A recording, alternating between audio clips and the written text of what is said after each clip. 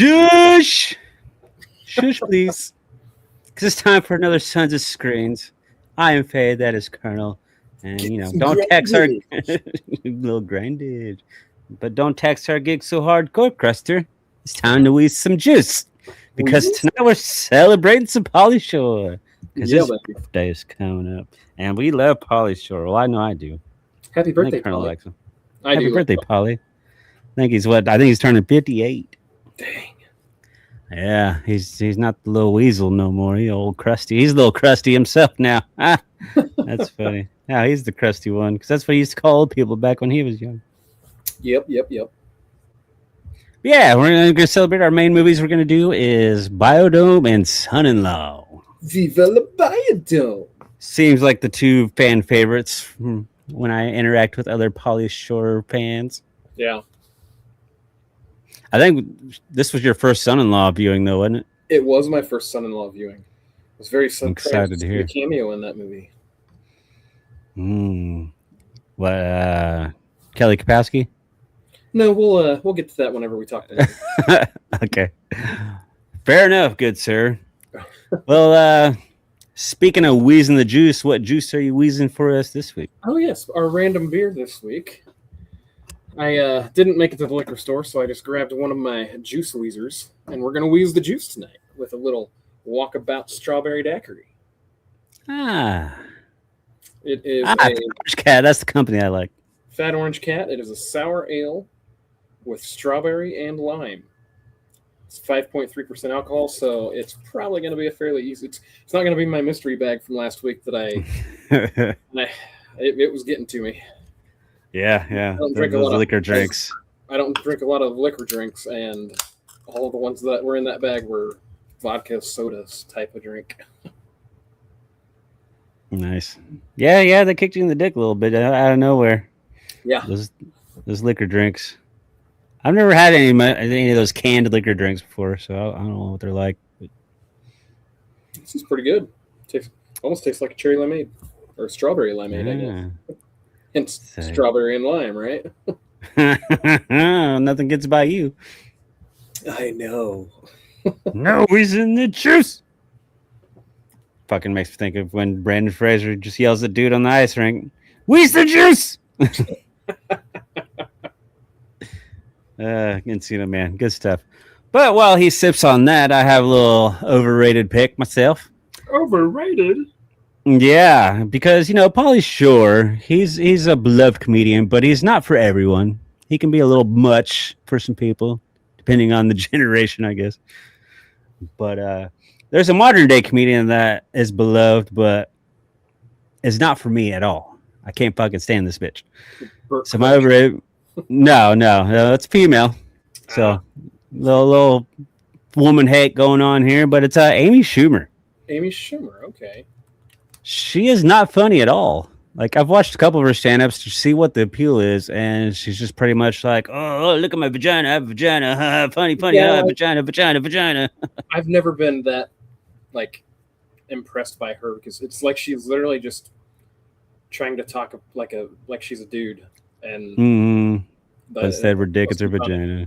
And it's just not funny. Right. And I've seen a couple of her movies. I went to the theater and watched Trainwrecked, one of her first ones that came out. And the only thing funny about that movie was John Cena. and the poor guy had to pretend to have sex with her. Oh, jeez. Yeah. I've seen a few of the movies she's been in, and as long as she's not the lead role, she's a great supporting actress. She's not a lead role. Well, her latest one that just came out in 25 was a movie called Kinda Pregnant. She was the lead role in that. Mm-hmm. And she just really wanted the attention, so she pretended to be pregnant so she can get attention from people. And then we're supposed to feel sorry for this bitch when everybody finds out she's really not pregnant. I'm like, well, that's kind of fucked up what you did. Yeah. And now they discover it's because she falls over and pops the balloon under her shirt that she was pretending to be pregnant with. I'm like, for one, you're fucked up by using a balloon, you stupid retard. It doesn't even look right. But yeah, no. I don't disagree with you on that pick. I know I'm supposed to get frustrated and be like, no, how can that be your pick? But I'm not a huge Amy Schumer fan either. No, yeah, I mean, it can go either way for you, but I know there's a lot of Amy Schumer fans out there. Otherwise, she wouldn't be where she is. But right. I just don't get it. Her stand up, her movies all suck, asshole. And I don't care about your vagina, Amy Schumer. Your Amy Schumer's vagina is my overrated pick of the week. Oh, let me adjust that. Amy Schumer's vagina. Yeah, I'm pretty sure it looks like a loose meat sandwich for sure. Looks like an old catcher's mitt. A box of cow tongues. It's like peeling apart a cold grilled cheese sandwich. Oh man, yeah, that cheesy from under, stretchy ooey gooey. Oh man, I haven't said a few of those in a while. Man, I have a sudden craving for grilled cheese now. Sounds pretty good. Got to make sure and double that cheese up though.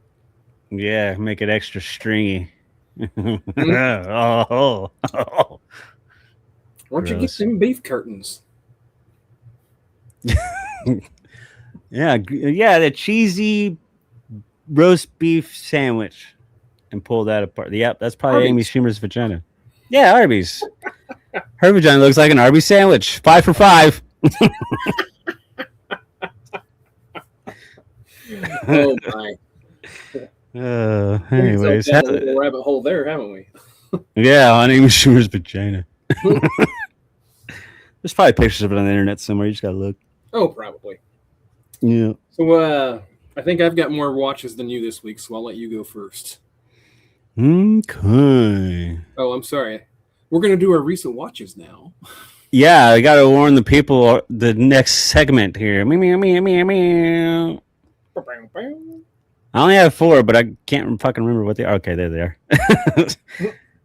So I did 3 new releases and 1 singular Pauly Shore outside of the 2 that we're talking, surprisingly. It's another busy week for me.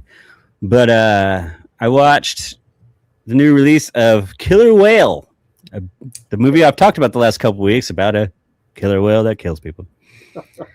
It was fucking absolute dog shit. Okay. It was horrible. I got a review video on the channel. Anyone wants to check that out and kind of cover it pretty good. But yeah, it's just if you're still editing, throw a link or whatever in. Oh, it's already uploaded and everything. I know, but you can put a link on the video or something, right? Oh yeah, that's true. Yeah, I forgot about that whole routine when I post these videos. I can add links and stuff. My channel is 9 years old, but I'm still very much a rookie on YouTubing. All right, I've never uploaded anything, so. Right. But yeah, I mean, like the CGI is bad. The whale has like a personality. That's the only thing that kept it out of the dumpster fire. Is because this whale has like an asshole personality. Like it even like pokes its little head out and like looks at him like, "Ah, I see you." While they're floating on this pizza-shaped raft, so he could easily just kill them. Did they have any real killer whales in the movie, or was it all?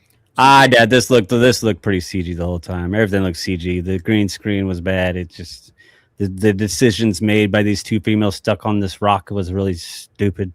And it just when one of them finally died, I was like, "You fucking deserved it, you fucking dumb shit." But I powered through and I watched it all, and yeah. And if you go back and look at my video, I gave it a D-. Spoiler alert. The only thing that kept it out of the F is the fucking whale. You're not supposed to give people the rating. You're supposed to make them go watch it to get the rating. Oh yeah, if you want to know the rating, well, if you want to know the rating on these next 2, you can go check out the videos that they're all up here on the Sons of Screen YouTube channel. That next one being Greenland 2 Migration. Okay. Went and saw that at the cinemas. Did a double feature at the cinemas and watched Greenland 2. Which have you seen the first Greenland? I've seen the first one. I'm curious what they do with the second one because like my little joke before going in, I was like, I'm gonna go watch a sequel to a movie about the end of the world. You know, so like, what are we gonna do here? And I mean, it wasn't as bad as I thought it was going to be. I was expecting a shit show, honestly. Did they bring back Gerard Butler and Morena Baccarin? Yeah, they got Gerard and Deadpool's girlfriend. They're in the house, and they still got their little boy. And it's pretty much it's kind of like a video game movie to where they have to leave the bunker that they've been staying at for so many years, right? Because it's starting to collapse in on itself, and they have to go out and survive. And the environment outside, it's not really breathable. Crazy ass like weird storms, like ground level lightning storms and shit going on. Ball lightning. Yeah, Yeah, and there's just random obstacles in their way as they're trying to go to the crater, which is there's a bunch of like new life and growing inside of this big old hole that they're trying to go into the promised land. Very much like War for the Planet of the Apes, and the ending was exactly like War for the Planet of the Apes. That's all I could think about. I was like, if these guys were monkeys, I would have given it a higher letter grade than I did. Oh my! It was exactly the same. But yeah, I mean, it was a fun watch. It was kind of cool to kind of see what this family's doing after the world kind of collapsed in on itself. And it's another one of those lessons to where it's humanity is actually the biggest evil of all, even when you're going through disasters like that. There's a fucking civil war and everything in this movie. Humanity really is the biggest evil in this world. Mm-hmm. As a point in the other movie that I went and watched that day, which is 28 years later, The Bone Temple. Because I hated that fucking first one. I know. Did it make the first one any better? It didn't make the first one better. It made the first one more laughable. But this one was so much better, though. This movie was fucking awesome. Good. I loved this movie. How did the Power Rangers do? Power Rangers are fucking awesome in this movie. The Jimmies. The Jimmy crew, man, because it's a different director now. It's Nia DaCosta who did the Candyman remake and the Marvels, which we'll kind of forgive her for that one. But I never watched the Marvels. I'm so far behind on Marvel movies just because it got to where if you're not watching the after Endgame, they weren't like so like you don't know what's going on if you're not watching all the TV shows, and I don't have time to watch all the TV shows. It's a good year to kind of slowly get into it though, because December is the new Avengers Doomsday. Mm-hmm. So, yeah, Bone Temple though. Jr. coming back as Dr. Doom.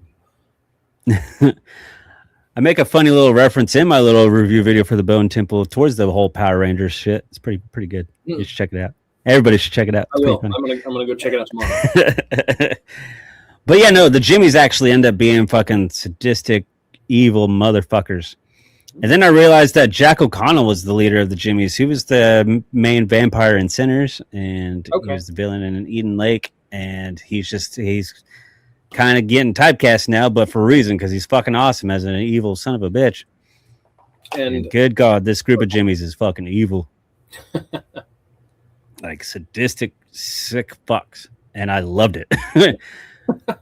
and Ray Fiennes is awesome in this movie too, because I was a little iffy on his character in the last one, and as we start seeing at the end of 20 years later, he's befriending that big ass naked zombie, which there's still plenty of zombie dong in this one too, unfortunately. Well, and I learned though that's fake. Like he said, it's basically like a pair of shorts with a dong on it, and they blended in with my skin, so he's not really naked. Why do they need it? And now their fans are like, kind of fun complaining about it because this dong is smaller than this dong in the first one.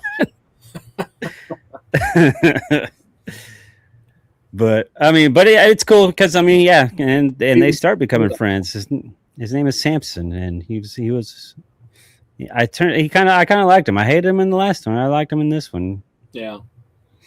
And maybe it's smaller in the second one because it was colder. Well, they even make a joke about that in a press tour that they were doing, because he was talking about how it was a fake prosthetic, and Ray Fiennes like, well, that's a good thing. The cold didn't affect the size of it, then did it?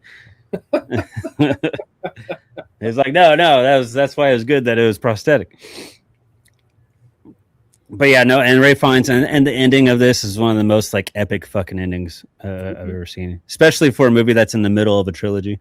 Yeah. So the empire of this trilogy. Is this like a prequel to 28 Years Later, or is this a sequel?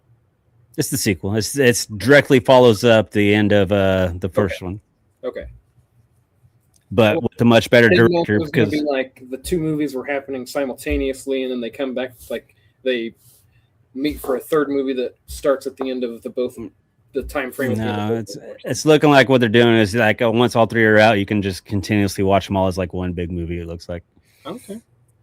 But thank God Nia DaCosta did this one, and she's doing the next one, because like Danny Boyle, I appreciate him trying to do original like filmmaking and trying different things like the cameras and whatnot, but it's not for me. Sometimes the standard is the good way to go, and Nia DaCosta fucking crushes it, and I can't wait to see the next one, because the ending of this one made me go, what? Like the very end that led into that, like leading into the start of the third one. I'm like, oh, can't wait for that one. So now I'm a big old fan. Fuck the first one, but Which can't wait. who was in Awesome. the second one that was the one that they're trying to ostracize? Is that the one with Cillian Murphy, or was that the original? Cillian Murphy was in 28 Days Later, and then he survived with his little boo.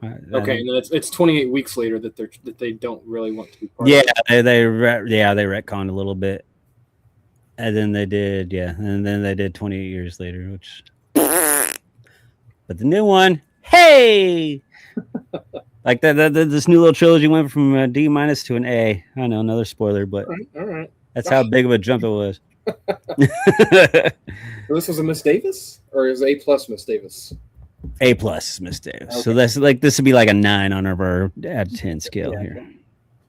And then the third movie or the other recent watch that I watched was Encino Man. Of course, gotta watch Encino Man. Brendan Fraser. Have to. And shush. I like that guy. No, he's the juice. Betty Nugs. It's just cool seeing all the people in there that like became more relevant later on. Mm-hmm. All the random appearances, and how the little Asian dude from Goonies and yeah, we were sitting Indiana there watching. Jones. But spoiler alert, Encino Man is one of my recent watches as well.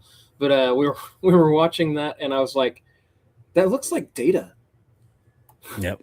And she was Sure shit was. like, "Oh, it could be." And so I looked at it. I was like, "Sure shit, it's Data."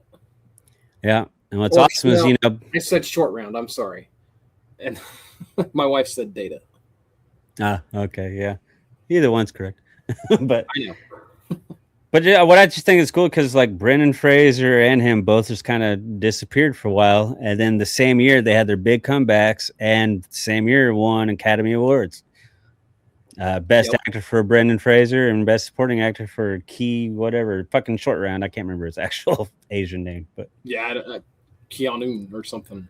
Yeah, Key hung well. He hung well. Very well. Are you sure he's not the zombie with the zombie dog? He don't need no prosthetics. You know, Short Round.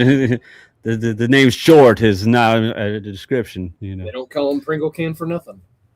Oh, hey, because Asians and big dongs go together. That's that stereotype out there. Do you think maybe he's compensating for something? American have big penis. Japanese have small penis. All right. Well, before we get into my recent watches, I will rate the beer. It didn't really get too sweet as I was going through it. It was a pounder. It was a 16-ounce beer. It was really pretty good. I think it's one that my wife didn't like, and I'd bought her a 4-pack of them, so I think I've actually got at least one more over in the fridge. But it's pretty good. We'll give it 3.5. Nice. So you enjoyed wheezing the juice a little bit. I wheezed the juice. So good enough for the Indian 7-Eleven guys to slap you away from no wheezing the juice. No wheezing the juice. All right, so we're gonna go into my stereotypes. I think I left off with Twister last week. Yeah, Twister. You did talk about Twister last week. Yeah, because we were on the 16th and that was the 14th. All right. So the first movie we watched. So Saturday we had a little bit of a. Well, I guess not that much of a movie day. But Saturday we watched a couple movies. Watched The Greatest Showman with Hugh Jackman as Barnum. I haven't watched Barnum and Bailey's Circus. Pretty good show. It's a musical. I think you'd enjoy it since you're kind of getting into. See, I just recently learned that was a Barnum and Bailey Circus story. Because I used to go to that all the time when I was a kid. I did too. Well, and when I first watched The Greatest Showman, whenever that was, I mean, I guess the movie came out in 2012, 2017. So it was probably 2020 when I watched it. But I didn't realize that it was about Barnum and Bailey Circus either. But it was really good. It's got Zac Efron. It's got Hugh Jackman. Zendaya's in it. I can't remember Hugh Jackman's love interest name, but it's a good movie. Good music. Yeah, I mean, it's caught my attention a little bit. It'll eventually get around to it for sure. I think you would enjoy it. So then after that, we watched The Sound of Music. Mm. Julie Andrews. Yeah, yeah. The hills are alive. I saw that one as a kid, and I think I'll leave it that there in my childhood. But now that you like musicals, you should at least revisit it once in your adult age. Okay, one of these fucking super drunken nights, I'll fucking watch Sound of Music. You don't have to. You don't have to watch it as a constant rewatch, but you need to revisit at least once while you're an adult. Now that you kind of like musicals. Okay, one of these weeks, I'll just be like, you know what? I'm gonna hit as many musicals as I can, and if there's enough time at the end, I'll squeeze it in there. Well, Rent better be one of them. Sounds good. What's next? Another musical? No, the next one we watched was The Running Man, the new one. So keep running. What'd you think of it? Because right. I thought it missed the mark a little bit for me, but I had high anticipation for it. I gave that one a 9. So like like I really liked that movie. I didn't realize that Running Man was based off of Stephen King. Yeah. Until I noticed. Well, I knew it whenever it popped up at the beginning and said based on a Stephen King novel. It's like, oh, okay. And then I didn't think about it again until he said he was going to Derry.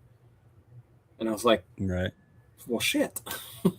See, I love the old Arnold one, and I was super hyped for this one because it was Glenn Powell and it was Edgar Wright was the director. I'm like, they cannot miss on this one. And I thought they did an amazing job. It was good. I enjoyed it. Unfortunately, it was a big flopper. I know, a lot. But that's why I got to watch it at home so quickly. Fair enough. So after that, we watched Vivo, trying to get Luke in because we were with Luke. So Vivo is a kids movie. It's animated. A lot of music. It's on Netflix, but it's Lin-Manuel. He's the one that did Hamilton. So like he's gotten a lot of. He did Encanto. The music for Encanto. He's got a very distinct musical sound, and it's very popular. Okay. But Vivo's a good show. I'm guessing very Hispanic. Seeing Vivo and Encanto are 2 titles that he's done. Well, I would say, yeah, I guess so. Like, I don't know what technical nationality he is, but like, so when he did Hamilton, like, the Hamilton musical is American history, but the entire cast is black. Okay. It's like Alexander Hamilton was a black guy. Like the first time I watched Hamilton, it was hard for me to follow because nobody looked like what you would expect that era of people to look like, and then like you didn't really know who they were until like it was a little hard to follow. But every other time I've watched it since then, which has been many, many times, it was not as hard to follow. Okay, very nice. That's kind of a musical too. You've been very musical this week. Well, I didn't. Vivo is I would call it equivalent to like a Disney, right? Like Coco, song-based movie. Yes, yeah. Mm-hmm. I love Coco, by the way. That's amazing. Coco's good. I like Coco. Sorry, we're delving into another round. Oh, you're fine, homie. So then the next movie we watched was Alien Romulus. Yeah, I need to revisit that, but I'm kind of waiting until April when Alien Day happens. I'm going to binge all those movies. That's the one that came out, was it last year or the year before? 2024. So it came out in 24, but it was set between the first and second Alien movie, I think. Mm-hmm. And they reprised the android, the guy that plays Bilbo Baggins. I can't remember his name, but yeah, I know what you're talking about. Something Martin something. Yeah, but I know what you're talking about. Yeah. So after that, we went into a little bit of a Pauly Shore tirade. So we watched the 2 we're watching tonight, and then or that we're talking about tonight, and then we watched Encino Man. Yeah, buddy. Yeah, buddy. Love that movie. Betty I loved it growing up, and like, it'd been a long time since I'd seen it, honestly, and I was sitting there Robin Sweeney, loving the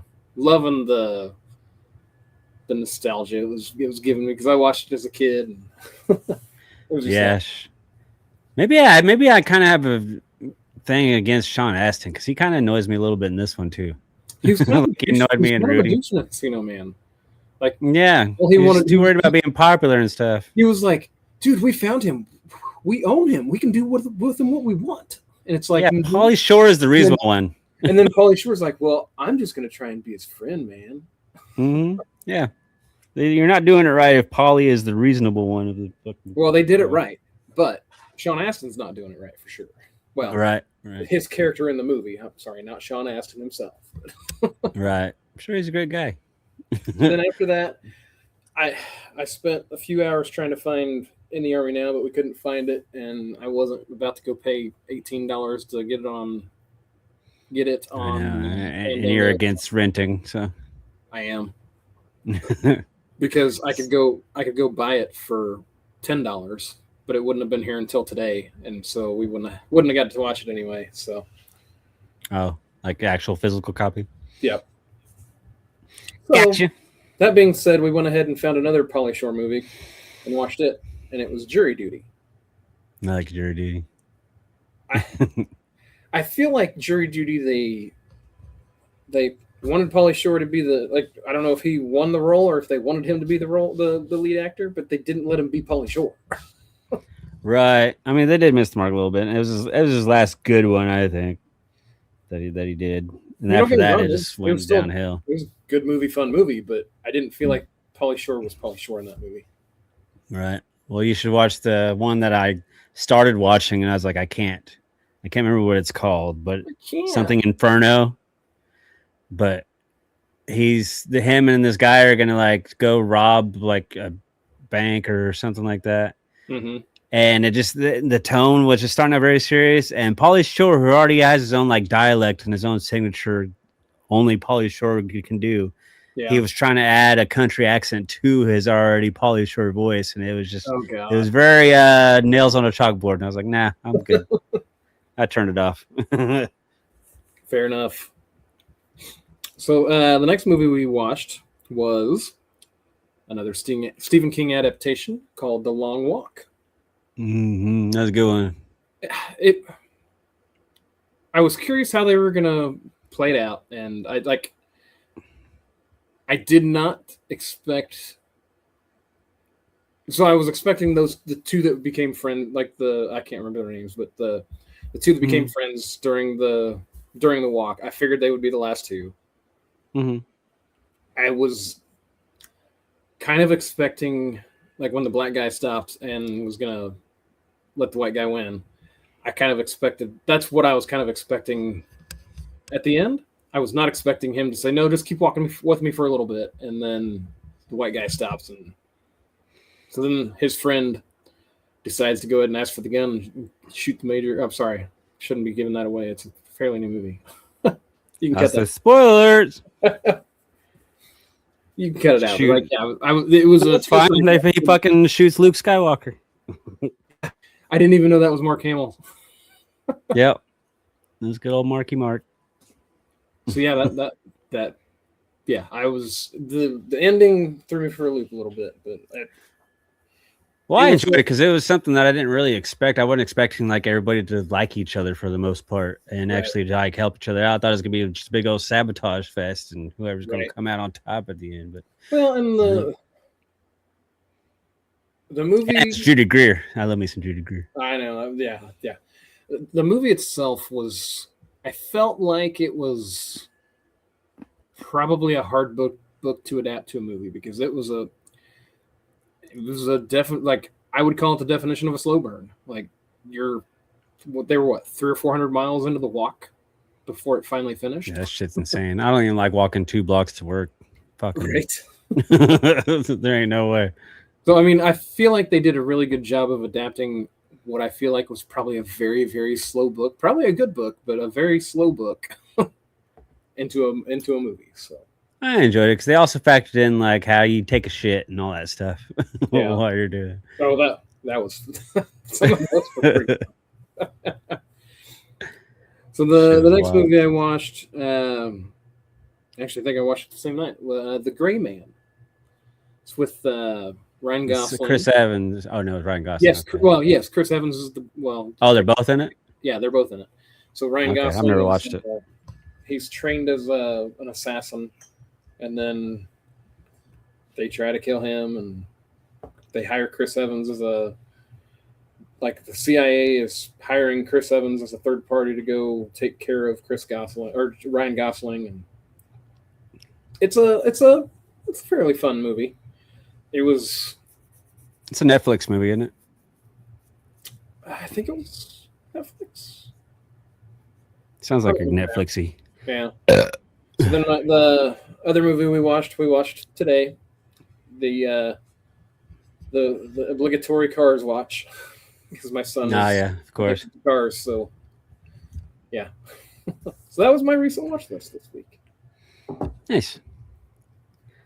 Very nice, very nice. Well, before we get into it, did you see that they announced the Academy Award nominees? I did not see that. Yep, they announced it, and horror of all genres is big, but Sinners now holds the record for the most nominations by any film ever. Okay, well, suck on that. You're the only person in America that didn't like that. Well, that is literally just proving why I probably struggled with that movie, because whenever the critics love it, I tend to not. Oh, I think there's a couple of snubs. I think it should have had a couple more nominations. But yeah, I got 16 nominations. Damn. I mean, it beat out the three-way tie. Sinners was a good movie. It lacked for me. Well, I'll be cheering for it, and all the other horror nominations. Well, you have to cheer for horror nominations. Yeah, because they usually get disrespected in they do in the Academy Awards. But yeah, it edged out because there was a three-way tie with 15 nominations. A movie called All About Eve, and then Titanic and La La Land were the three-way tie of 15 nominations. I thought you were saying that this year there was another movie with 15 nominations. No, well, I was talking about the movies that the Sinners beat out. Yeah. To now hold the record by themselves of most nominations by any film, which is fucking awesome. And then the Razzies were announced, which is the worst. Oh, the Razzies are the ones that I like. Yeah, give me one second. I'm gonna pull up the nominations for this one. We'll read them off here.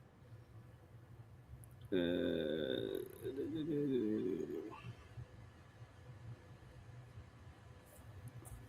we go.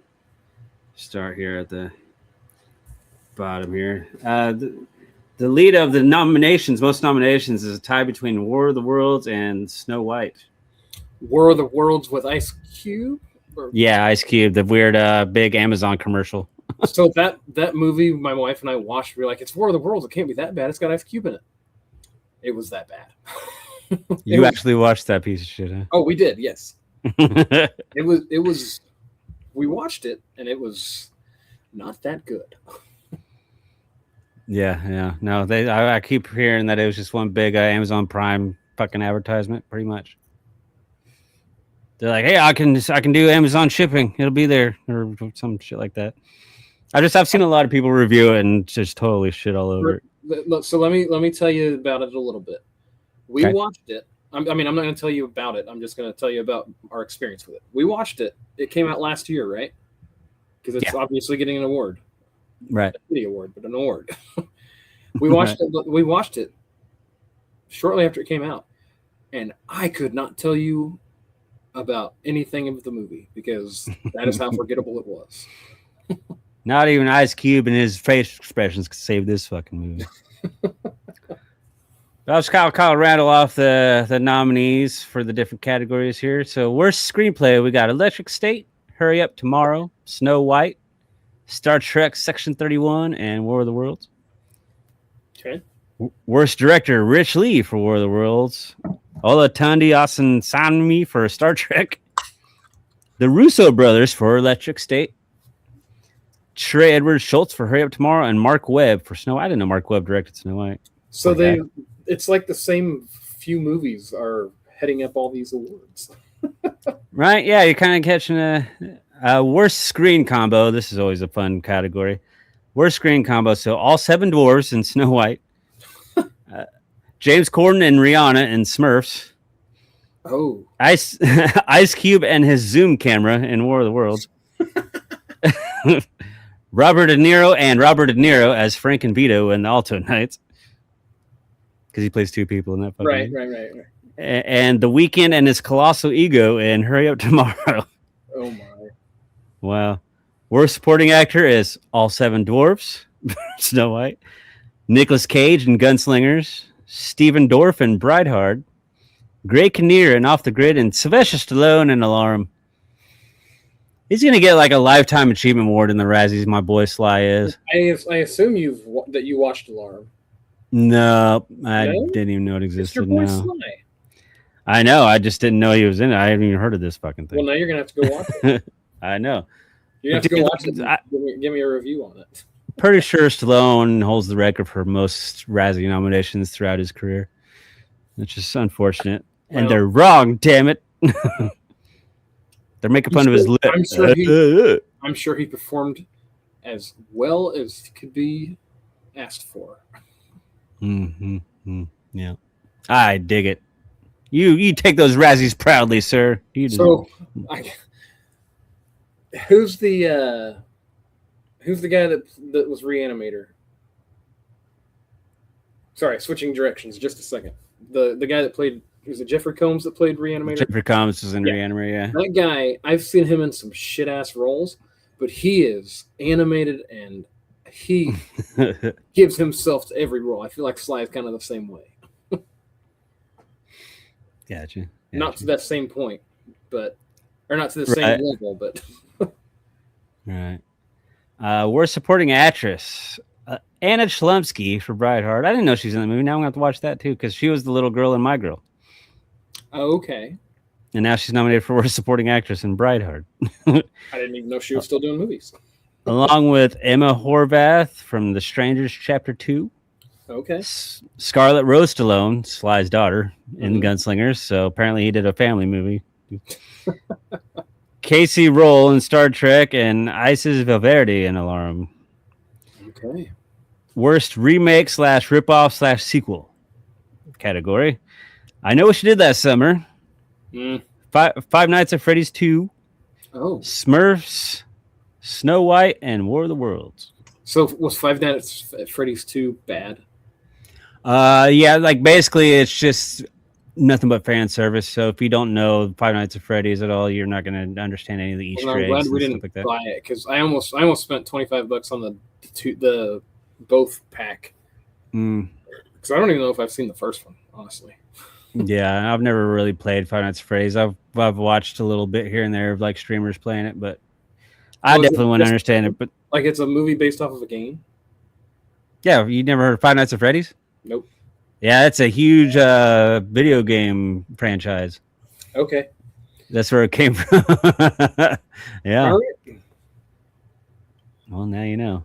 The more you know, knowing's half the battle. G.I. Joe. Okay. Worst, the little star across the end. Worst actress, Ariana DeBose from Love Hurts, Mila Jovovich in The Lost Lands, Natalie Portman in Fountain of Youth, Rebel Wilson in Brideheart, and Michelle Yeoh in Star Trek Section 31. I disagree with Natalie Portman and the Fountain of Youth. The Fountain of Youth was a fun movie. I haven't seen that one. It's got John Krasinski. It's got Natalie Portman. Like, it's a great cast. I enjoyed that movie. Well, I love Mila Jovovich, but I did not enjoy In the Lost Lands that she did with Dave Bautista. I haven't seen that one, but you should go check out the Fountain of Youth. I thought it was a fun movie.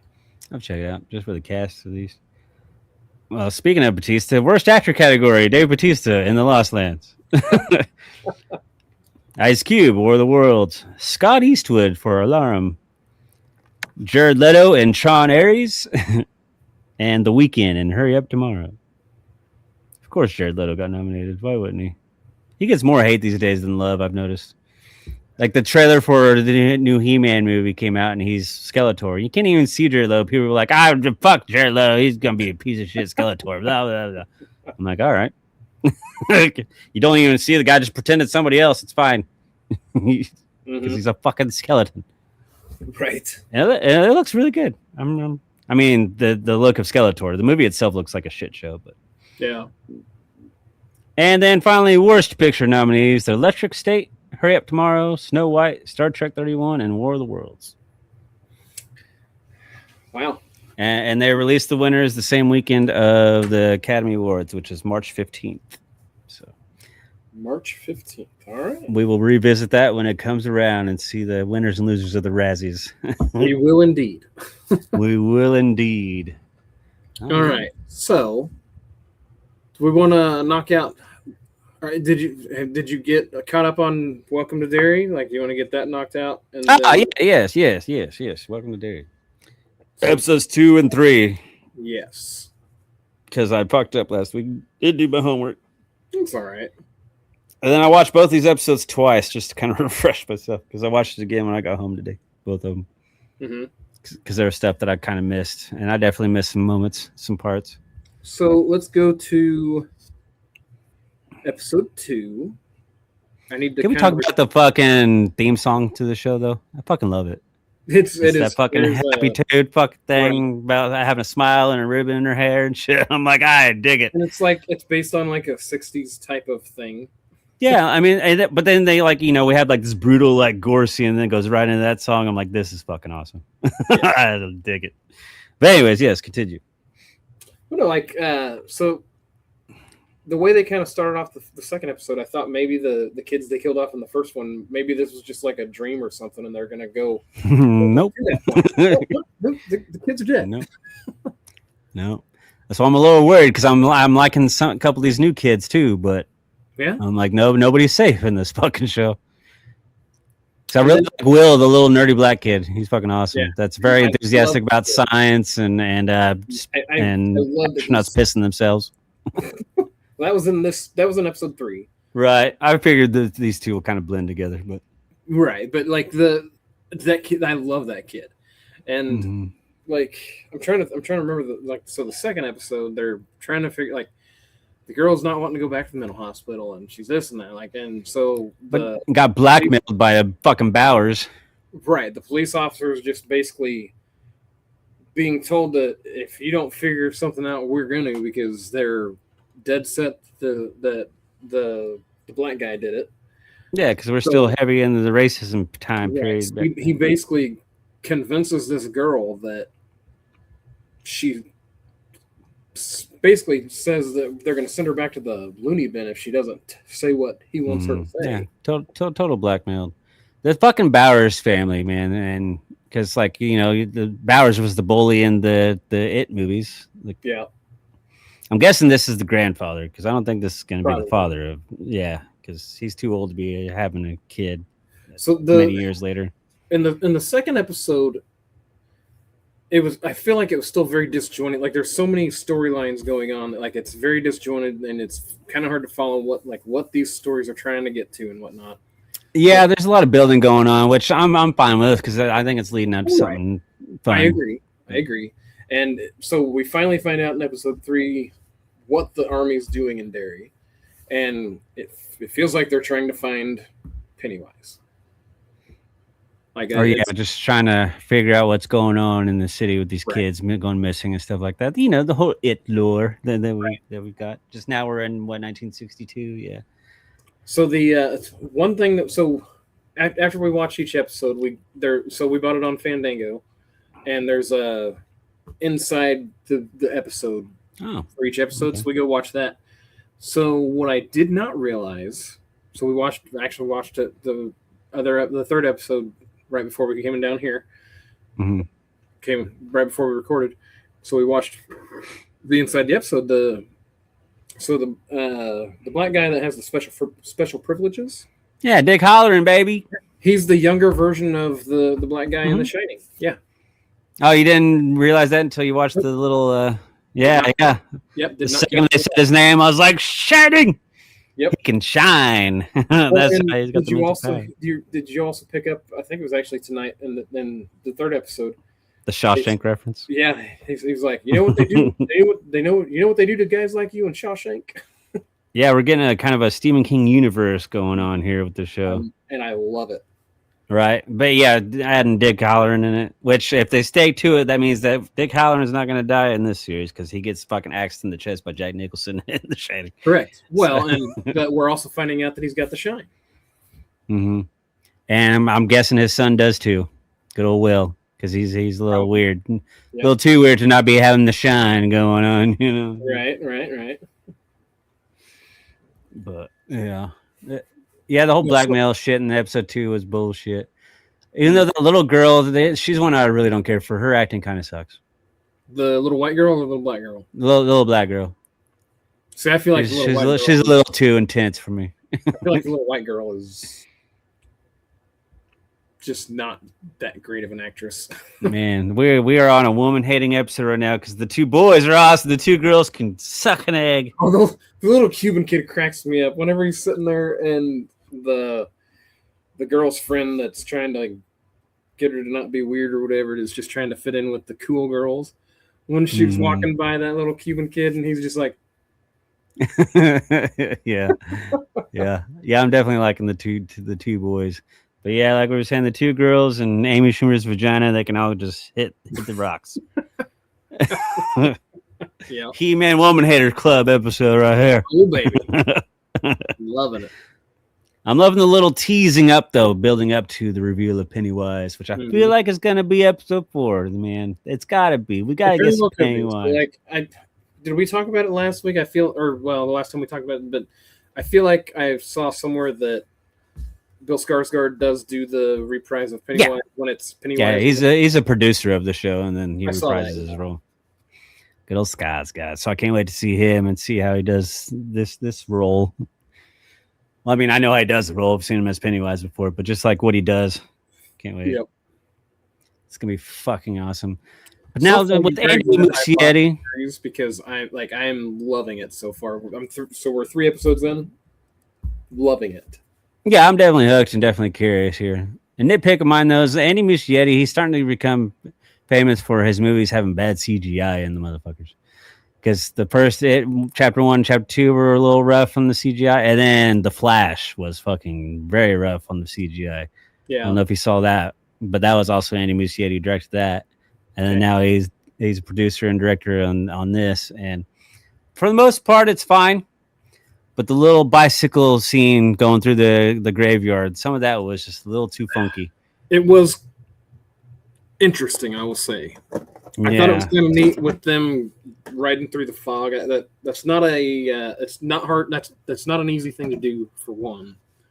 But it kind of just like when they do the tight shots when they're riding the bike and stuff like that. You can just tell like they were kind of not really riding a bike at all. Like no, they were riding a bike. So that was also in the inside the episode. They had like they were on a bike with a blue screen, but they were just sitting there, and they had they were on a bike, but they weren't they weren't riding it. Like it was they were stationary bikes. Yeah, that's what I mean. Yeah, they were sitting on actual bikes, but they weren't fucking riding, and they didn't really do the camera tricks to make it look like they were fucking riding on a bike. So there were just random little moments here and there during that scene where I'm like, So, which I'm fine with bad CGI and stuff like that, but when I'm supposed to take something like serious, and then it kind of glares at me like that, felt like it was a pretty cool little set, but yeah, it felt to me like they were trying to make you feel like you were there. So like the fog and stuff, as they were kind of like, it would have been hard to do to get all the that whole scene with the fucking haunted mansion ghosts and shit. It was kind of weird. But it was. I did, however, love. It was their friends that were the ghosts too. Right? Yeah, I understand that. It's just the execution of it. I thought it was a little weird. But I did, however, love the rebirth of that little girl. That was crazy. That was awesome. I think she even had an umbilical cord still attached to her when she shot out of the bed. She had to chew through it. The umbilical cord is what was pulling her back to Pennywise. Yeah, and the creepy ass mom and doing that creepy ass walk up to her. Yeah. Oh yeah, that was good stuff. The pickle jar scene was interesting. That was like She instantly recognized her dad even though he didn't even say anything. I'm like, how can you tell? Because he looks like it's just a smush in a pickle jar. Whenever the pickle jars kept falling and breaking, and then like it started coming together and forming the multi-piece. Give Papa a kiss. That's good shit. And then I'm stuck on that. She's just thrown a pickle jar down, and the guy's like, "The hell's your problem?" Right. Seems like so far on these 3 episodes, they just find a way to throw in one of those random scenes where some creepy ass weird shit happens. Yep. Because we had the weird lampshade in episode 1, fucking talking to people and shit. So I like this little random inserts of these weird scenes. Well, I've been trying to catch any of the Stephen King reference, like since it's Stephen King's all of his books are in the same universe.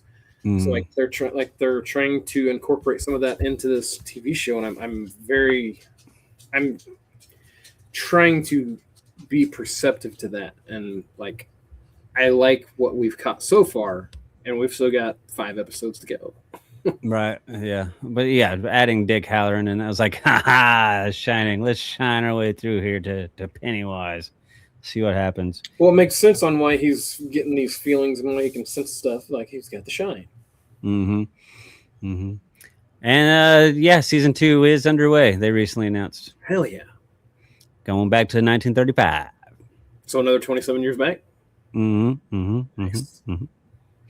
Can't wait to meet the Bowers of that fucking generation. And as we found in this episode, they've already laid the groundwork for a season 3 because you got 1908 as well. And you got the Indian lady that were back in 1908, I think it was. Yeah, it was 1908. Back where they're at the carnival. Mm-hmm. So like they've already started putting in some of the groundwork for another season after the season they're recording now. Yeah. So yeah, I'm definitely looking forward to episode 4 next week for sure.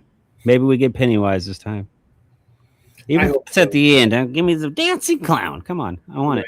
Give it to me. Give it to me now. We're halfway through. It's time for some Pennywise. So, I'm curious. So the picture they developed at the end of episode 3, I'm curious if the picture, like if the clown in the picture is Bill Skarsgård just in the photo, or if it's just a somebody that looks like, you obviously can't tell much clarity. But it's a clown. And I like it.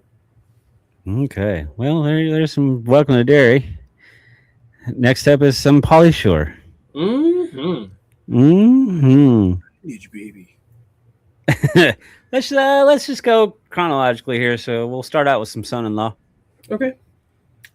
So this was the first time watch for me. We can go ahead and talk about that cameo now. Okay. You got Link in the movie. Yep. Linkovich Shimoski makes a little appearance there. Brandon Fraser. And they just both kind of look at each other like, what?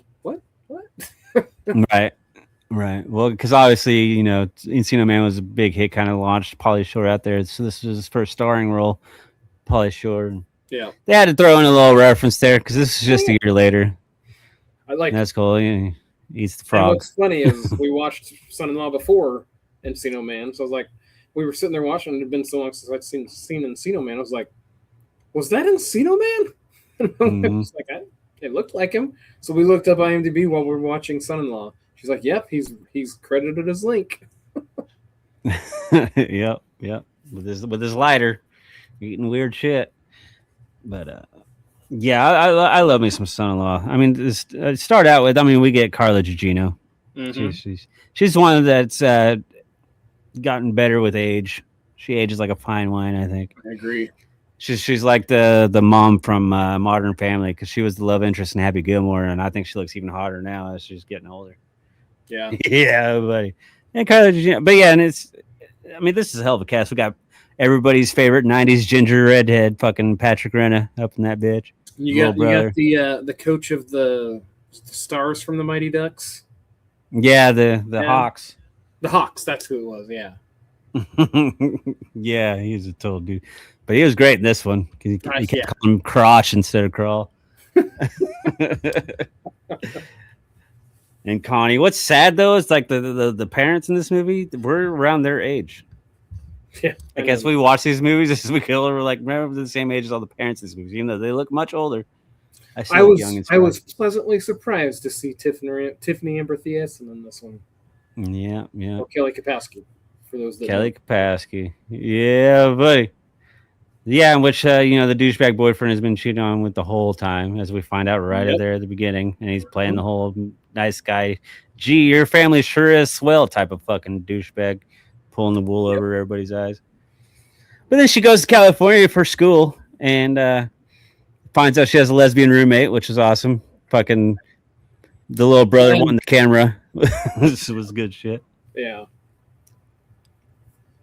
And then we meet Crawl. Well, and then you had the little brother was, I can't remember his name, but he's the kid from Big Green. Like he had a lot of. That's what I'm saying. Everybody's favorite 90 ginger redhead, Patrick Rinna. That's what I was talking about. I'm sorry. I heard you say that, but it didn't click until just now. Yeah. Go Patrick Rinna, Sandlot and all that. Yeah, little brother, I wanted the camera to take a picture of the lesbians. But then we meet Crawl, and because he had his daughter's trunk popped. I'll pop your daughter's trunk. Yeah, this movie I do quote a lot. I think one of the main ones that I do quote is while they're still at the dorms, and she's on the phone, and he comes out, and he's like, "Steven Tyler PJs." Anytime I even buy like a new outfit, it doesn't have to be pajamas. If I'm dating somebody, I'm like, I always do that little number, whether we're in public or not. I don't know why I like doing the Steven Tyler PJs shtick.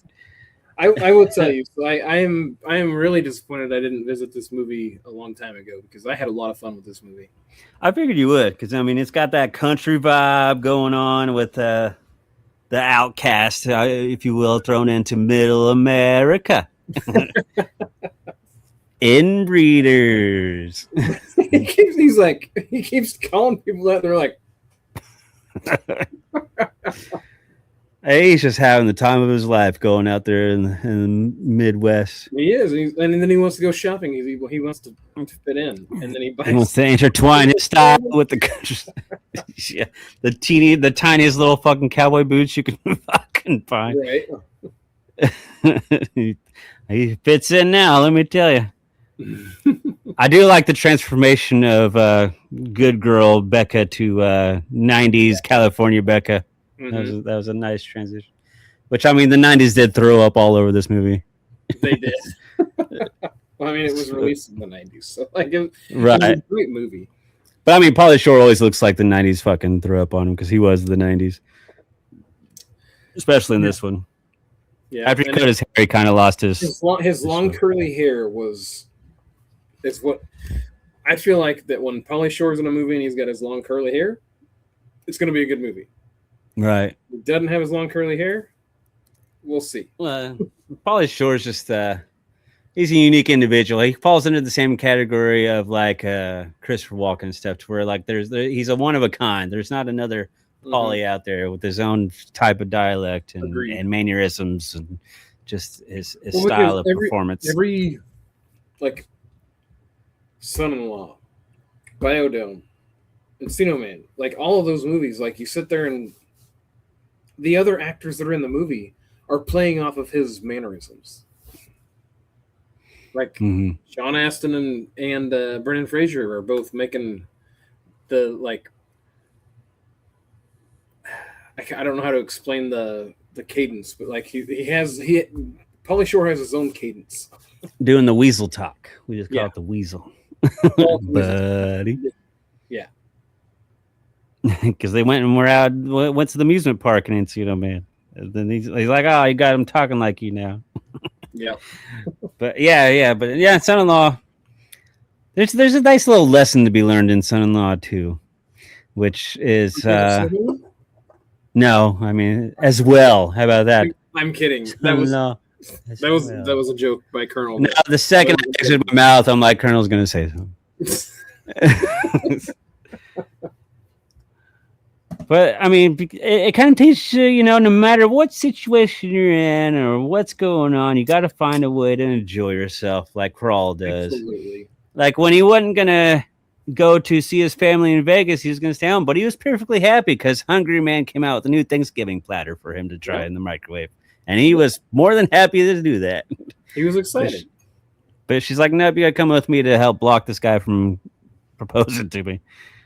That was just a whole weird thing because she didn't want to be married to him, and he's just a big cheating ass whore. And I'm just and once she found out that she could fit in, like he showed her how to be just yes, easygoing and after the showing the old him. After he showed her, hey, we can have fun. She was like, okay, you're right. I can have fun, and I can't have fun with him. Right.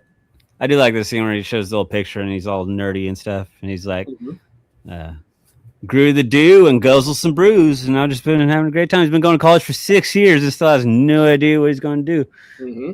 But in the 90s, that was inspirational. That was like, oh, that's cool. He's living the dream, going to college for 6 years and still having no clue. That was also around the time that Van Wilder came out. Van Wilder was 7 years. Right. Yeah. Now it's frowned upon unless you're becoming a doctor or some shit. Right. Oh, even back then it was still frowned. Like, if you didn't finish in 4 years, you're just trying to take advantage. Yeah, but he's even enjoying like learning the farming stuff. Mm-hmm. He has a rough start, but then he starts having fun with the rollerblades and the feed.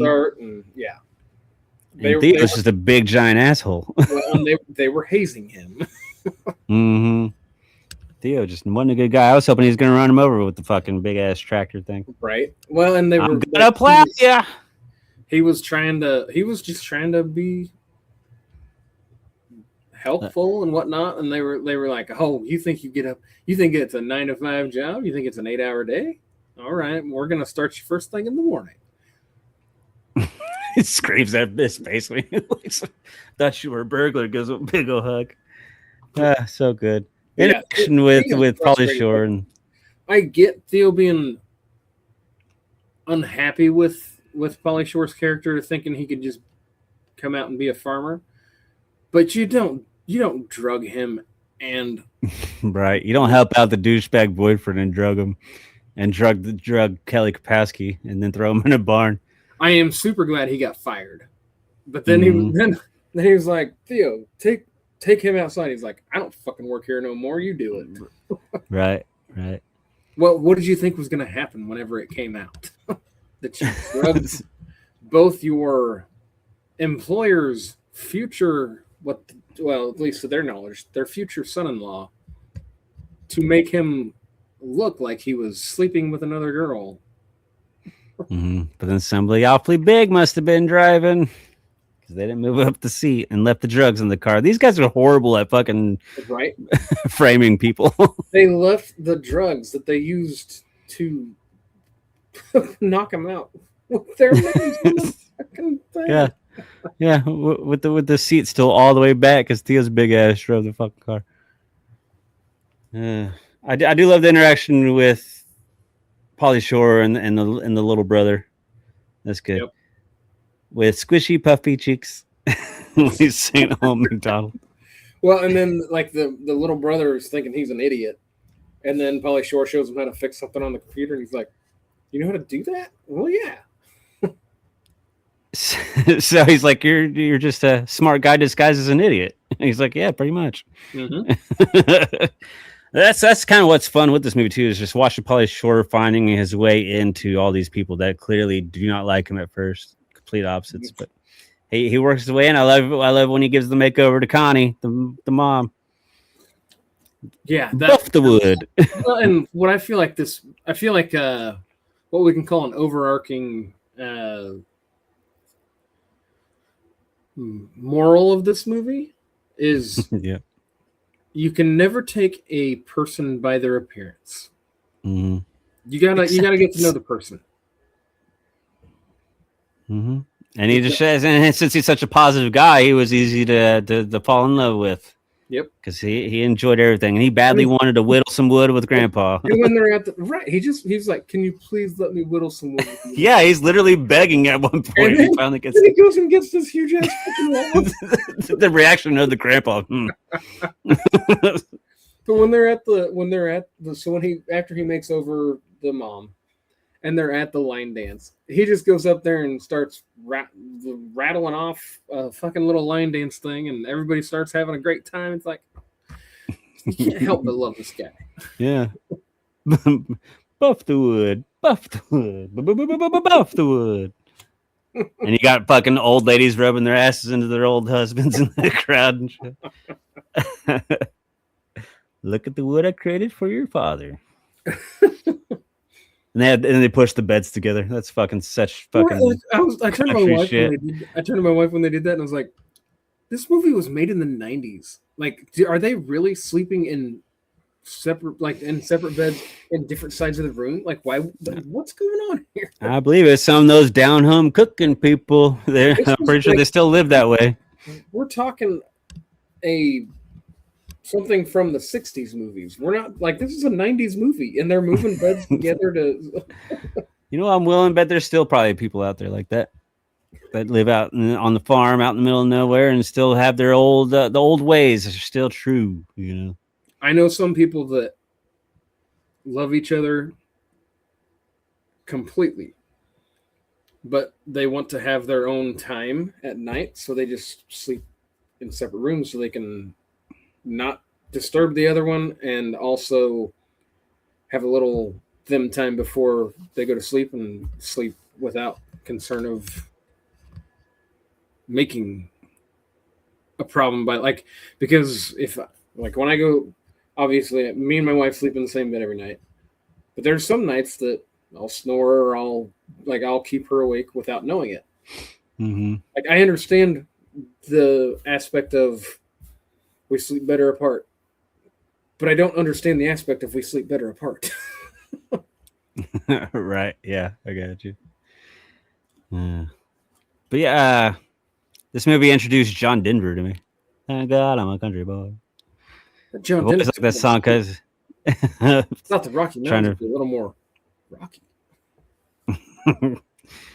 Yep, I've always liked that song because of this movie. Thank God I'm a country boy. And writes out crawl in the cornfield. Yep. So skilled. That's what video games does for somebody. Do you have a favorite scene? Oh, favorite scene. Or just the part that just fucking gave you a good belly laugh or something? Yes, but I didn't prepare that. It sounds like you have one, so you give one and I'll think. No, I mean, I've seen this movie so many times. It's definitely a rarity. Like, I have my favorite movies, but I can't watch all those on loop. This one I can watch on loop over and over and be okay with it. Like the movies like that and Scream I can watch on loop. Twister I can watch on loop. Those kind of movies I can just watch over and over and always enjoy it. Never gets old to me. Yep. Because there's always things that will always make me laugh in this movie, no matter what. Like when he sings "Old MacDonald" and "Squishy Puffy Cheeks," that always fucking cracks me up. or when he gets punched by the dude, and he's like, "What'd you do that for?" And he's all fucking crying on the ground. And then she backhands him in the back of the truck. And he starts crying again. And then her geeking out over that big muscular dude, which was disgusting. That guy was hideous. So, in future episodes, I will try to remember to outline, I'll try to remember to write down what I feel like my favorite episode was right after I watch a movie. Or favorite scene or moment or whatever. Yes, I said episode. I meant scene. Yeah. But I'm not gonna be able to come up with one right now because they're this movie was very enjoyable for me. Yeah, I was pretty confident. I was like, I think he's gonna like this one. I really do. Well, I'll give my rating first if we're done. You do that, this is another one of those movies that a lot of people, whenever I told them prior to watching it this week, if I tell them I haven't seen it, they're like, "How have you not seen this movie? Like, this movie's right up your alley." Showing up. Yeah, like I said, I love this movie. Like it would feel weird to give Pauly Shore a Miss Davis just because it's Pauly Shore, and I don't feel like that should be. It doesn't feel right. As much as I love this movie. Hold on, turn away. I'm gonna give what I think your rating is gonna be. Okay. All right, you can go ahead. It's a 9. Yep. Good old Niner from Walkie Talkie. Good old Walkie Talkie Niner there. Can I hear a Niner in there? So, so my rating on this movie,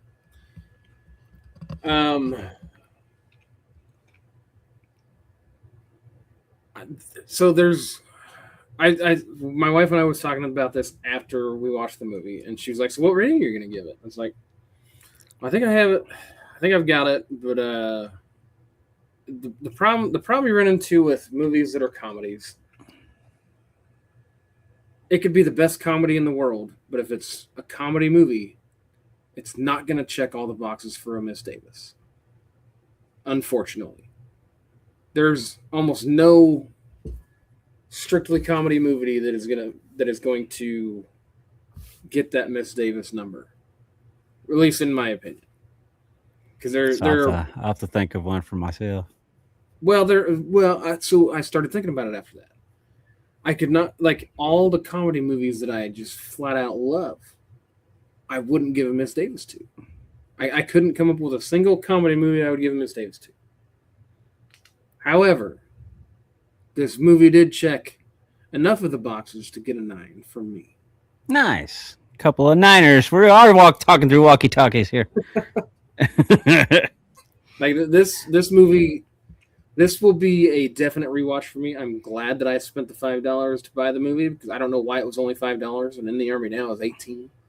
Because right. I enjoyed this movie. Like, don't get me wrong, I enjoyed In the Army Now, but I enjoyed this movie better than In the Army Now. See, I watched it on Hulu. It's on Hulu. But I'm sure you're happy you bought it anyway.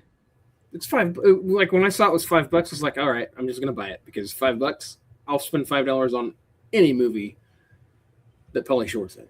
Yeah, it's a great movie. Like, there's never scenes where I'm like, okay, I can go piss real quick or something like that. There's always something going on. I'm like, I gotta see the next part, and I gotta watch the next part. Yep. And like I said, I can loop it. I can I never am get going tired to of it. revisit this movie many times. It's gonna be added to our bedroom watch list, or our bedtime watch list.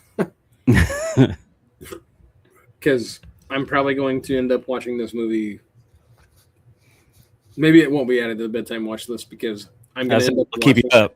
Yeah. It'll keep me up for at least for the first 15 or 20 watches. You got right. Yeah, bedtime movies for me are like the slow burn ones, to where it gives me time to fall asleep without getting too interested. Well, and bedtime movies for me are also like Lord of the Rings, Harry Potter. Ones that I've seen. Ones. If I wake up when it's still going, I'll just be like, oh yeah, here we are.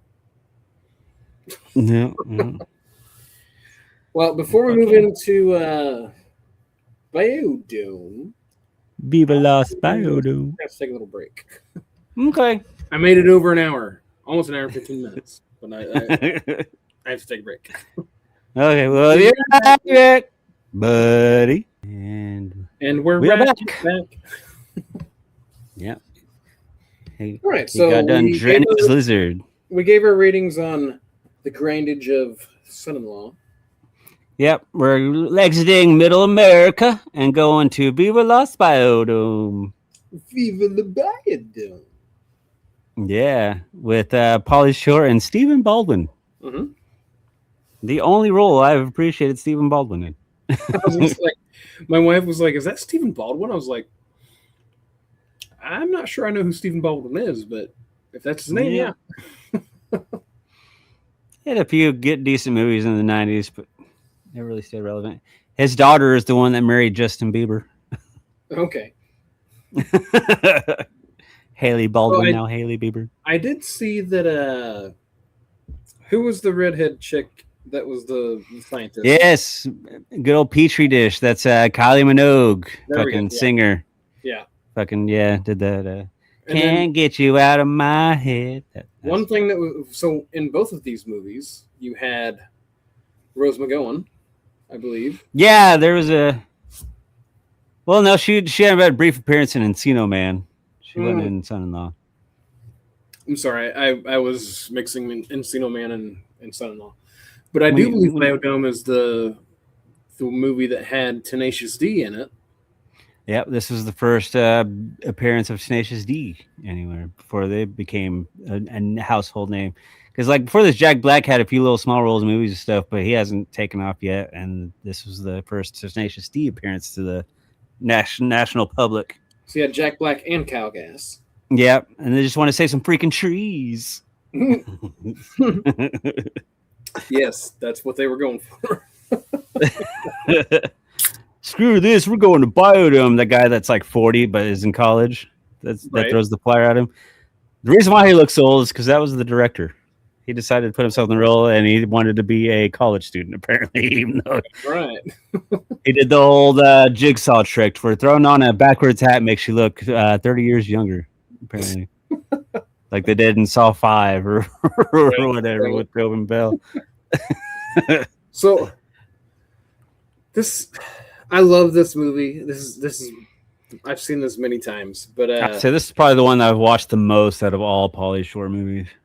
100%. And the one I probably quote the most because there's just so many quotable things in this fucking movie. Right. Like Joey, was it Joey Adams? Is that her name? Yeah, I love Joey Lauren Adams. I always forget. She's like that crush that I always forget I had. Exactly. Like she was in Mallrats. She was in she was in Dazed and Confused. Yeah. She's my little side chick that I'm hiding from, the Pink Ranger and Michelle Pfeiffer and stuff. All my other childhood loves. I'm trying to remember. Was it Mallrats or was it the other one I just said? Dazed and Confused, where she's in a changing room and you see her boobies. Mallrats, yeah. Okay. Which Kevin Smith used to hit that. That's my boy. Yeah, they were dead. They dated for a little bit. Even more for that though. Yeah. Making big people proud, landing somebody like Joey Lauren Adams. Because that's when he was fly, fat ass fly. Like he was a big boy back then. She was my closet crush for a while. Yeah, like if her voice, if that was the voice that I heard at the pearly gates, I wouldn't be mad about it. Right. Welcome to heaven. I'm like, yeah, here we go. Where are them little perky titties at? In there and everything. I didn't know if I could pull that off or not, but yeah. It sounded good to me. Of course, I've been drinking, so. yeah, that'd be a cool way to enter heaven. And I like her little perky titties. This movie leaves a little to the imagination of what her boobs look like too, because she never wears a bra in this. Right. And let's not forget Momo, Doyle's girlfriend. She was a little hottie too. She was. I don't think she was ever really big in anything, but she was pretty cute. No, she was pretty cute. But I love how this movie starts because we get that classic 90s opening thing where it's just a bunch of different collages and stuff, the cool little opening scene. Yeah. And then we just BUUUUDDY and then go straight from that to trying to free the mahi, free mahi. Cracks Doyle upside the head with that book. Let's stop at this mall so I can go pee. Oh, man. So fucking good. Yeah. And then, two twits from Tucson. Well, and what I thought was funny about this movie. So how far was this movie and Idiocracy made apart from each other? Because I feel like they were... This one was 96. I feel like Idiocracy was like early 2000s. So not too far. So like Idiocracy, I feel like took a start. Like I feel like they're the same, not the same movie, but like same. There's plenty of Idiocracy to go around with both of these. Right. I feel like they're the same theme. Yeah. The thousands of times I watched this movie, though, I did catch stuff that I haven't caught before watching it this time around. What kind of things did you catch that you haven't caught? There's a couple things. One, the matching necklaces of Doyle and his girlfriend. She's got a necklace that says Doyle. He's got a necklace that has her name on it, Jen. I did not catch that at all. Like I said, I've been watching this for many years, many times. It's actually an Earth Day watch for me every year. I watch it on Earth Day. Nice. Yeah. And I never noticed that until I was like really focused in on it. I was like, hey, they got a cute little matching necklace. Another one, because Rose McGowan appears in there, which this movie took place right before Scream. It's the same year, but Scream was December of 96. This one came out in like April of 96. Okay. Right before, she took off thanks to Scream. That was weird little. But she also makes another appearance at the very end. There's the crowd waiting outside for the doors to open for them to get out. She's pregnant in that scene. Like she's got a big old baby bump, and I don't know if she's like actually pregnant or if they just randomly had her become pregnant for whatever fucking reason for this scene. Right. But it's like never addressed. I wonder if there was going to be a scene to where they address it and they cut it, or I don't know. But I was watching, I was like, wait a minute. I rewound it, and I was like, "Yep, that's a big old baby bump she's rocking right there." Maybe there was going to be a Biodome 2. There was always discussions for it, and they still talk about it. I'm like, nah, you two are way too old now to be doing this fucking Biodome shit. I would watch it. I'd still watch too, but my expectations would be very, very low. My concern would be like Dumb and Dumber. They made another like a remake with the two main characters. Mm-hmm. When that was a disappointment, and it was not great. Yeah, I was gonna say that was a big disappointment. And if you miss with those two, then I have a feeling Pauly Shore and Stephen Baldwin would probably miss with Biodome too. It would take a better writer. Yeah, except this time the Biodome's a retirement home. Just fucking stuck in that bitch. Viva la retirement.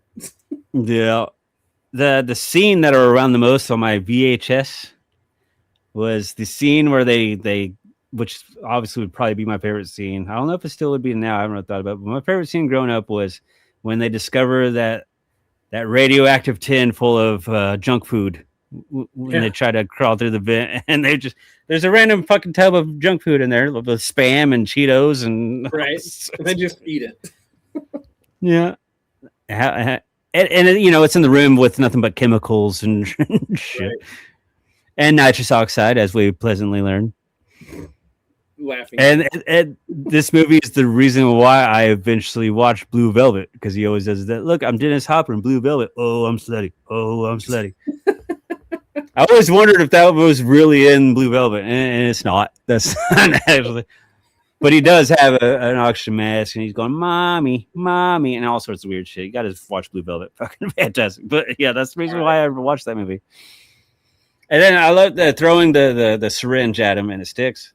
If you look, you can see the big ass chest plate that he's wearing underneath his shirt. Like, that is not his chest at all. Like, he's got this thick ass fucking like umpire chest plate. I didn't so he can pull it out and the needle will still be there. Yeah, they got a thick ass fucking like umpire shit underneath his fucking shirt. It just Pauly Shore cracking up, because Pauly Shore has one of those laughs where it makes you laugh when you hear him laugh. Oh yeah. And you can tell in any of his movies, like, he constantly breaks character, but they just go, well, that's Pauly Shore. Like, when he's laughing, sometimes you're like, he's probably not supposed to be laughing right there, but he does. Anyway.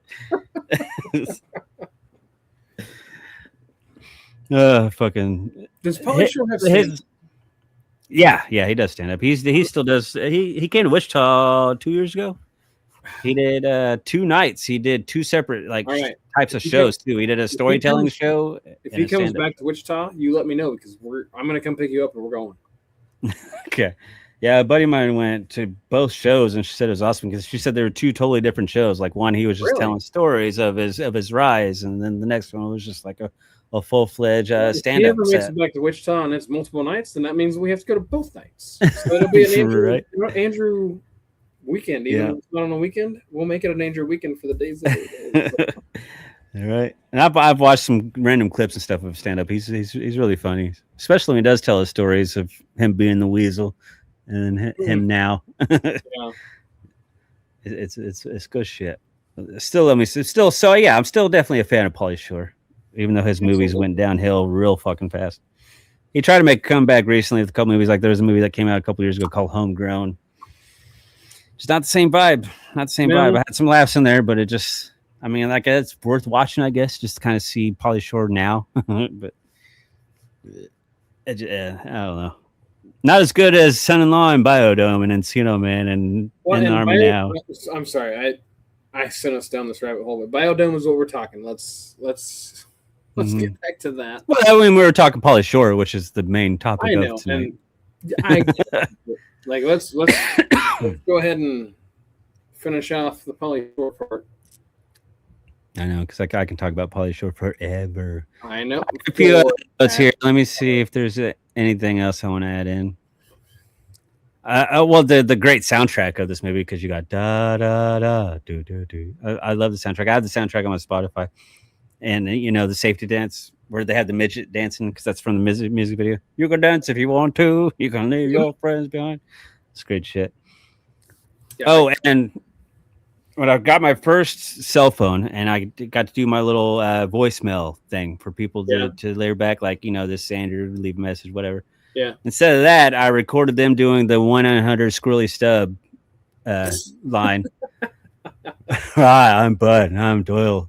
We're not out saving the environment. We're thinking of you, naked, thigh deep in tofu. Ooh, baby. That was my voice message for the longest time. And then I got a job. My boss was calling me a lot, so I was like, maybe I should change that. So that leads me to a funny story. Like I had a buddy in high school, had a wife. He had a wife. Like he, whatever it was. Mm-hmm. Right. They're no longer married, but I had my voicemail for the longest time was her talking like a 1-800 or 1-900 number. Yeah, very similar. And she was like, "You've called Colonel's cell phone. He's not available right now because we're doing other things." Well, for me, here's my ex's voicemail was me doing Sling Blade because she thought it was fucking perfect. You have the best right Sling Blade impression I've ever heard. Oh yeah, and when she play it back, I'm like, wow, I do sound like Sling Blade. Yep. You would think she got Billy Bob Thornton to do that bitch. It's good shit. Sorry, I sent us down another rabbit hole. Go ahead. No, it's fine because it's about the scene that I was talking about, the 1-900 Squirrely stuff. And I do need to change my voicemail now because I keep forgetting that it's just me going. This phone number is for Ricardo Montalban. I don't know why I said that of all fucking actors. Yeah. Okay, hold on. I'm gonna need you to let me call your phone, and I need to hear it. Hold on. I could literally go on speaker right now, and we could let the fucking universe. Okay. Hear. See, I don't know how many rings it takes, and I haven't heard it back myself. But I guess I was drunk one night and played. You have reached Ricardo Montalban. Hold on. Let me go to Andrew Fay. Which why he's looking up that the Ricardo Montalban, for people to know, he was Khan in Star Trek II, The Wrath of Khan, and a bunch of other movies. But that's what I think of. But why I thought of him when I did my voicemail, I don't know why. Can you hear it? Yeah, I can hear it. All right. I'm getting a phone call. Oh, you're getting a phone call? No way. Hey, yeah. I have no idea how many rings it goes. If I hang up, does it go to the voicemail? You can send it to voicemail, I thought. I don't know. Let me hang up and see if that's what it does. Your call has been forwarded to an automated voice messaging system. Ricardo Montalban is not available. At the tone, please record your message. When you hang up or press 1 for more options. Oh, I need to change that. 5. Because a lot of coworkers and stuff call me and then I'll go to voicemail. You need to call me right now. There is a problem. Mama. Wrath of Khan, baby. Wow.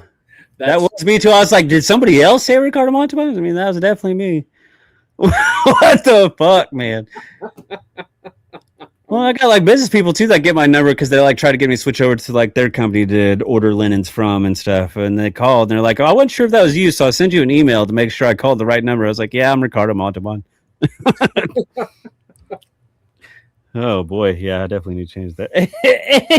Yeah, wow, okay. Maybe I'll switch it back to 1-900 Squirrely Stub. Oh, I don't know. Just keep it Ricardo Montalban. That's funny. Wow, I wish I could remember why I did that. I'll be honest with you. It depends on if you use your personal phone for work. That's the thing is like, yeah, a lot of work people have my number now, and if I don't answer the phone, they get Ricardo Montalban. And I tell them, I was like, I think that was a drunken night. I don't know why I said that. I would personally change it if it was me, but then again, it's nothing offensive. I just say Ricardo Montalban. Well, right, but like if it's work people need, like if it's a work person. If like legit serious business people, like if my CEO starts calling me and shit, then yeah, I should probably change it. Fair enough. Right now, it's people I don't give a shit. They hear my sense of humor, which is baffling to me too, because I'm not a fan of Ricardo's. I don't know why I fucking him. But that's a good way to conclude. Oh, there we go. Biodome. Give our ratings in this one. For me, like I said, I've watched this more than any Pauly Shore movie, and I quote this more than anyone. And I've always tried to figure out which one I like more, Biodome or Son-in-Law. But I have to give the slight edge to Son-in-Law, like because Biodome I can get a little bored with if I put it on loop. Son-in-Law I cannot. So yeah, good old A banger is where I'm going. Just 1 point lower because it's still a great movie that I can watch anytime. But I can still pull it up. I can still pull it out. Aha! But I never pull it. So. Don't pull out your Ricardo. Wait a minute. So this movie for me, again, comedy movies just never always hit the numbers. Your G spot.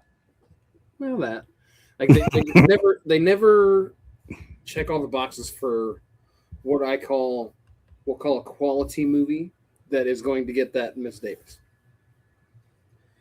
This movie, still fun, still great, still love it. For me, this one got a 7. Nice. Like it is still one that I love and I watch a lot. But I say a lot. Like it is a beloved movie. It is a cult classic for a lot of people. Both these movies are. This movie literally is one that if it's on, I will just go check it out to see where it's at and laugh at it for a few minutes and move on. And I'll be able to recite it. I can still recite most of this movie very well. Like I literally will go turn this movie. Like if I'm scrolling through a guide and I see Biodome, I'll be like, oh, where are we at? Oh, yeah, and then where we're at. Okay, and then I move on. And I googled it. It's only got a 4% on Rotten Tomatoes. I'm like, wow, critics panned this movie that fucking bad. See, that's why whenever critics love a movie, but even the audience score is fucking low as shit. I'm like, what is going on here? I love Biodome. Yeah, I love both these movies. I surprisingly don't own them. Well, I don't own them digitally now because I purchased them both while watching this, but I need to get the physical copies. I used to have the DVD of Son-in-Law and Biodome. Where did you get Biodome? Or no, was it Biodome? Yeah, Biodome's what I have physical, but I don't have digital. Where did you get it at for a decent price? I got it for $5 on Amazon Prime. Oh shit! Yep. I don't know if it's still under deals or not, but yeah, it's definitely. I don't. A collection of Pauly Shore movies were on a deal, $5 each. We don't buy movies on Amazon. We buy them on Fandango because then. Yeah, I know. Then I can watch them, and my family can watch them. Right. Yeah. Well, there you have it. What's in tune for next week? We have Biodomed. We have Son-in-Law. Son-in-Law. Whatever. Wow. That didn't work out like I planned. Yeah. So next week we're gonna get ourselves little ninjas and half shells. So going from Middle America to Viva Las Biodome to the sewers. We are going to the sewers. So we're gonna be we're gonna do a trilogy. Feel free to watch the franchise if you'd like, because I'm probably gonna watch the franchise. The OG live action trilogy going on. We are gonna go Ninja Turtles live action. Back when they were still rubber suits. Back when they were still what I think of a Ninja Turtle as. Well, the part 3 suits. We'll get more into that next week, but those rubbed me the wrong way. They didn't put any effort in those ones. As you'll see as you revisit this movie. Probably. But it's not as noticeable when you're a kid. We are doing the Ninja Turtles. Teenage Ninja Turtles. So we can throw it down. We're going to have a little Ninja Turtle night, which is great because I'm a massive Ninja Turtle fan. So I got plenty to say. Plenty to do. Well, yeah, there you go. This will be the cues I use all night next week. Yeah. He's also got Ninja Turtle shoes, ladies and gentlemen. I will wear those and I will show them off next week. Just don't pull a muscle when you show them off. All I gotta do is reach down and take it off. I was wanting you to actually put your fucking leg up in your fucking head. I still almost can. Let me see if I can even do that. Yeah, I can. Okay. Can you get that? I can touch my head still. I used to be able to put both my legs behind my head and walk around on my hands. I cannot touch my head. I used to be able to put my legs behind my head and walk around like creepy. And on that note, yeah, there you have it. Sons of Screens. Thanks for wheezing the juice with us. We've been the Sons of Screens. We've wheezed the juice. Yeah, thanks for not taxing on our gig, Cruster. Thank you for grindaging with us. Yeah, a little grindage. Yeah, there you go. Munch on some grindage. And we'll see you next week with some pizza and turtles. Oh, I'm gonna bring a pizza next week. I'm gonna have it right. Maybe you can find a pizza flavored beer. Oh. Oh, I already have my beer. Fair enough. All right, we'll tune in for next week to find out what that is. If he's already got a fucking Ninja Turtle beer. Yeah. Good night, Mitchells. See you guys. Are you gonna hit?